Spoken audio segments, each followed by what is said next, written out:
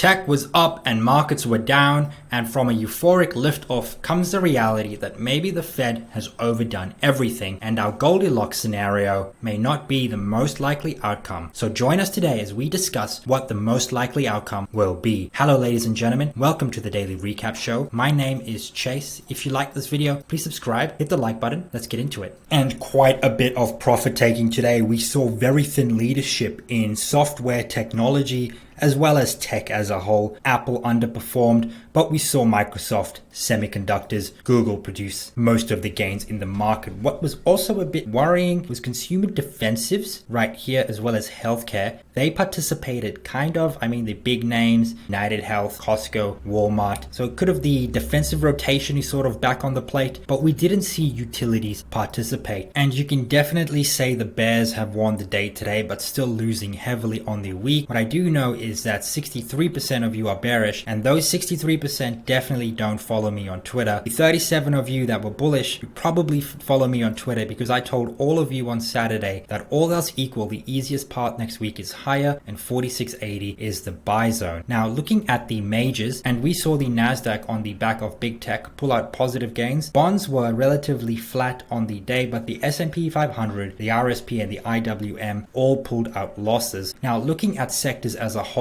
and it was clearly early cycle risk on sectors, software, semiconductors, technology, as well as staples and healthcare. Everything else was in the red, and it was very thin leadership today, all things considered. Now here's some data I shared with you guys last week. When the Nasdaq has had a year greater than 10%, and then the first trading day of the year had a loss greater than half a percentage point, what normally happens? 5 days following. Normally positive returns follow the 5 days after. 8 from 8, 100% win rate. And it looked like day 2 and day 3, this indicator was going to strike out. But the 3 days after, it did not. And we returned plus 0.062% at the end of this indicator. And it sometimes goes to show that having conviction can actually beat risk management. But normally when you get like a red day 1 and then a second red day like this, you probably do want to look at risk management solutions. But all in all, positive, and it's now 9 from 9. Now we're kicking off earnings season, guys, and I wanted to give you a good overlook on the month of January, and it really kicks off on Friday with financials. Then next week is kind of a light week as well. I mean, we do have TSMC, Discover Financial, Goldman Sachs, Morgan Stanley, and then it really gets going with Netflix, Tesla that week after, and then like Apple, Meta, and it really gets going thereafter with the big tech names, the big technology names, comm services, discretionary, after about the 23rd of January. And something I wanted to point out, because last earnings season flew under the radar, we actually had an earnings surprise above the 3.7% pre-COVID average in Q3 2023. And last earnings season really flew under the radar. Now here is the expectation for this year. Now excluding energy and finance, we are expected to earn 7% earnings growth for the S&P 500. With energy and finance, it's probably looking at 1%. Now looking at margins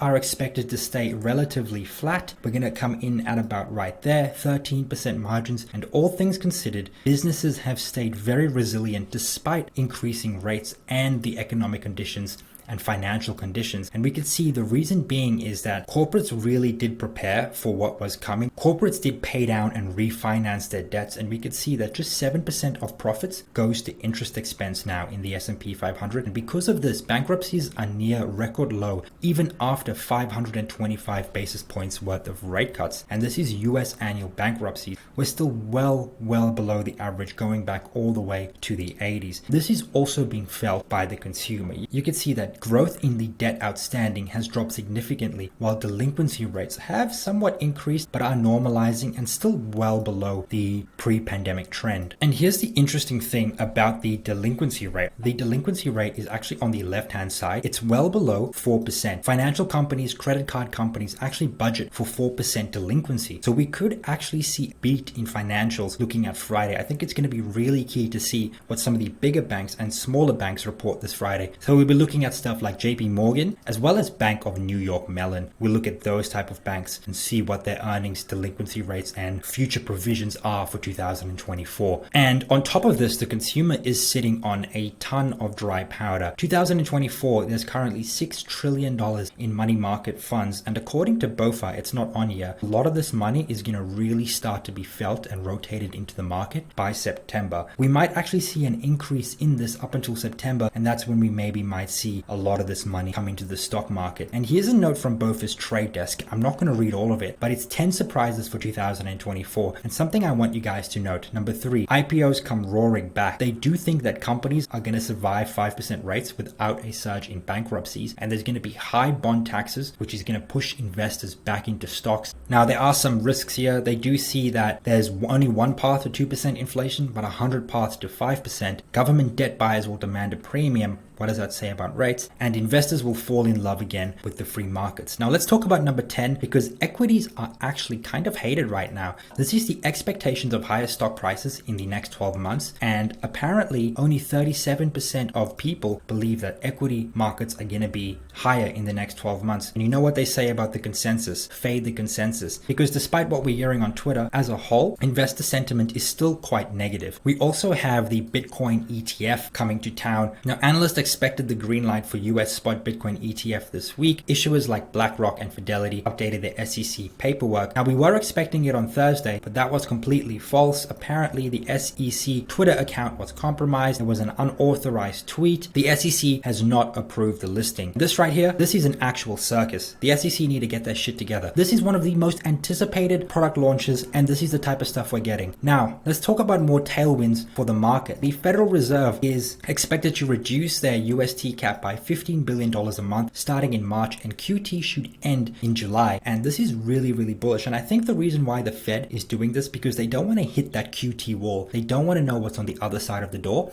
because I don't think they see a problem with the balance sheet at where it is right now, and they're kind of happy with the runoff. And this is going to further ease financial conditions. Now, this has been the fastest easing of financial conditions in history, and we're starting to see small business optimism improve. Owners were less negative about sales and the economy last month as the Fed signaled to end interest rate hikes. This is the actual data right here from the NFIB Business Optimism Index. We saw business optimism shoot to equal 12-month highs. We're also seeing December sales come through very, very positive. Now, Adobe released their annual analytic data. Now, the Adobe Experience Cloud is relied upon by over 85% of the top 100 internet retailers in the US. And apparently you can go ahead and read this. This data is very, very accurate. Now, consumers spent $222 billion online from November 1 to December 31st, up 4.9% year over year. Total sales in November was $123 billion, up 6% year over year. And that was because of a strong Cyber Week. And the first 5 days between Thanksgiving and Cyber Monday drove $38 billion in sales, up 7.8% year over year. And December consumers spent $98.6 billion.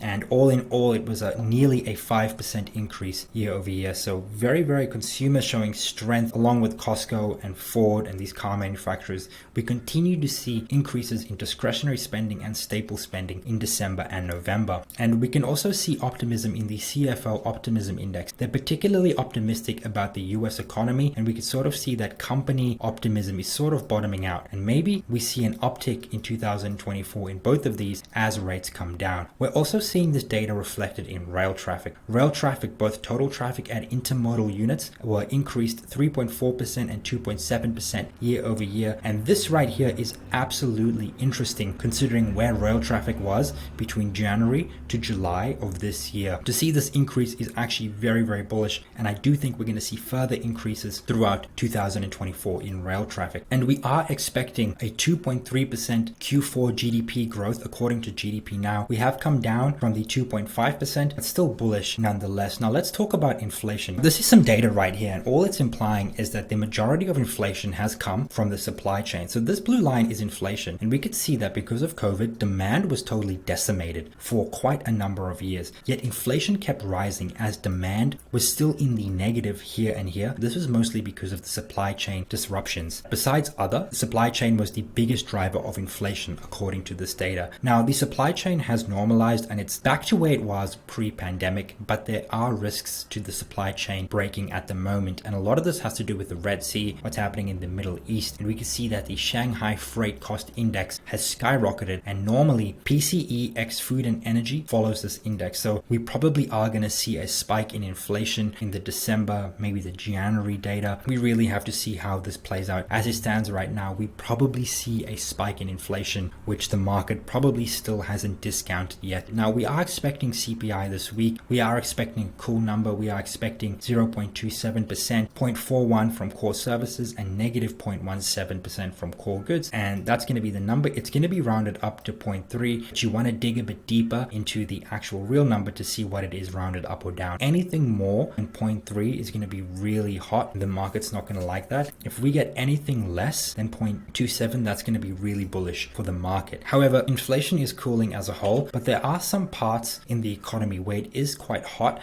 and this include budget deficit minus employment spend, household prices, wages, excess savings, private dry powder, and profit divided by interest expense, but particularly households. This section right here is the biggest contributor to inflation right now. I mean, if these can at least normalize, we should see inflation continue to cool and get to the Fed's 2% level on a year-over-year 12-month annualized basis. Now, what threatens all of this, regardless, and the equity market, the bond market, is geopolitical risk. Now, a lot of traders believe that the Taiwan war, China invading Taiwan, will have a bigger global GDP impact than the GFC in 2009 and the COVID-19 pandemic. And this is a real risk to the market, and it's something we're going to keep track of.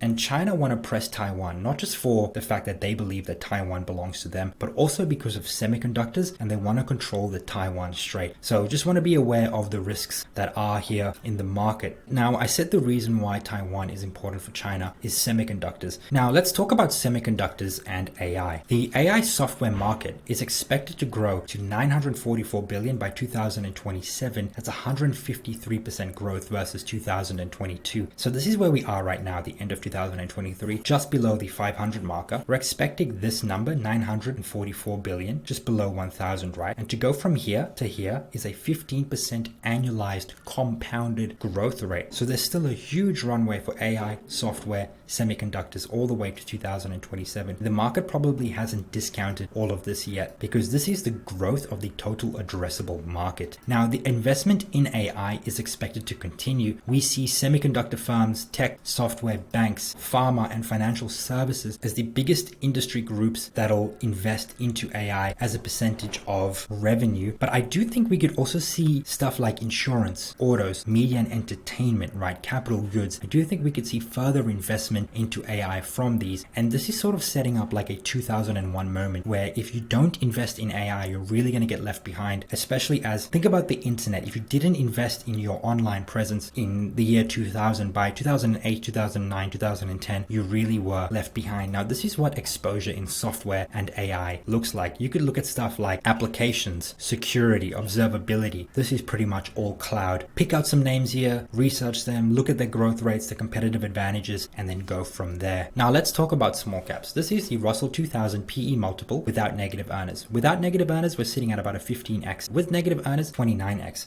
So the Russell 2000 is actually quite expensive if you actually look at the negative earners in the index. And what you really want to do is probably go buy something like small cap cash cows, small cap quality, look at stuff with high return on invested capital, low leverage. They probably trade at about 16x right now. Really, really high quality growth. And a lot of these high quality small cap ETFs actually outperform the SP 500 on like almost every single year. And a lot of people are bullish on small cap. We saw inflow into US small caps in the last 10 of the 11 weeks. And this is the thing, when interest rates are going to come down, the major benefactors are small caps, and we saw major inflows. Maybe we continue seeing a 2020, 2021 moment where we just get absolutely bullish on small caps, and maybe we see small caps rise to like an 18, 19 PE. It's currently at 16, and again, based on 2024 earnings. So a lot of growth, anywhere from like 30 to 50% growth left in small caps, at least according to what I'm thinking in my head. Now, small caps do, however, outperform in an election election year, you can see you normally get 6 percentage points worth of alpha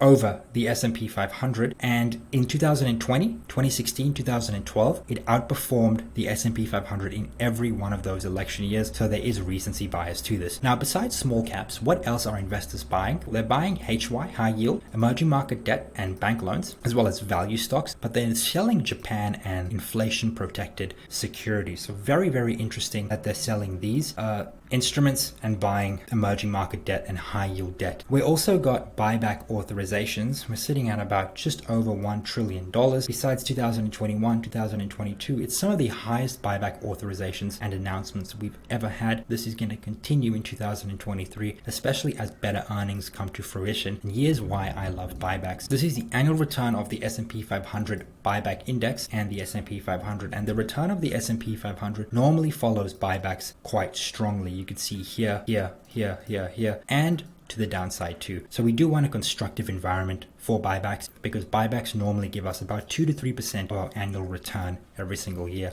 Let's talk seasonals. This is the S&P 500 historical performance for January 2024, aggregate of all years. Normally, we actually do see a dip in this time, the 4th, 5th, 6th trading day of the year. We normally get a dip, and this is kind of what we're seeing right now. I do know we've had an incredible run up, but we do follow the seasonal patterns quite strongly, and so we can look for a bottom around this time before a move higher into February. Now, this is from 1950 to 2023 and doesn't really consider our current position, but all in all, according to the seasonals, we should go significantly higher. Now, let's talk about gamma, guys. We talk about this every single day, and it's the biggest thing I use when I trade. And look at the negative gamma that just disappeared from the tape. This is Monday, this is Tuesday, and bears are now non-existent, and all of this got rolled into call gamma, positive gamma up here, and call gamma resistance did move down. However, we went from 4,900 to the 4,800 strike, and we can also see that there's quite a lot of gamma building here at 5,000 and a tiny bit at 5,100. So there's some very bullish individuals. They're probably looking past March, but for now, based on where the call gamma resistance is, because we're so close to it, we're within 40 points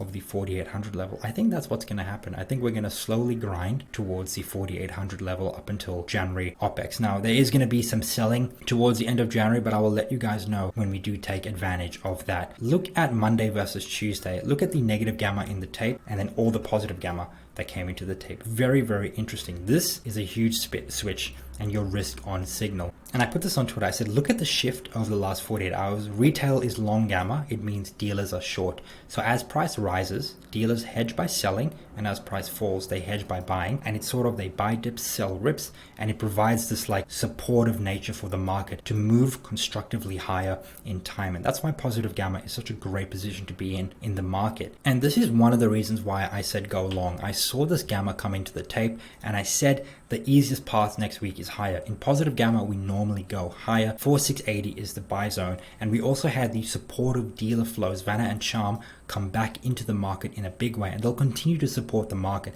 And guys, I'm only bearish if we go below 4720. Until if we're above this 4720 area, keep up the long trade is the way to go. But if you're not already in a position, I wouldn't buy until after mid-January. Here's the gamma heat map for today, but you can see we kind of made our way in this positive gamma environment up until we hit the path of least resistance. Then we came off it down, and we sort of just traded in this range up until we got to this heavy positive gamma zone, and we absolutely shot up. Now, two things will happen tomorrow. Either we're going to trade back to this level right here, or we're going to trade up to 4780. My bias is that we go towards this level right here. Looking at charts, we bounced right off this high volume node, and this setup right here, guys, what we're seeing right here looks exactly like this right here. We sort of had like a pretty big run up. We came a bit down, had a super red day, then had like a very indecisive candle, and then we just continued higher another 3 or 4%. It's made a higher low, still looking very, very bullish.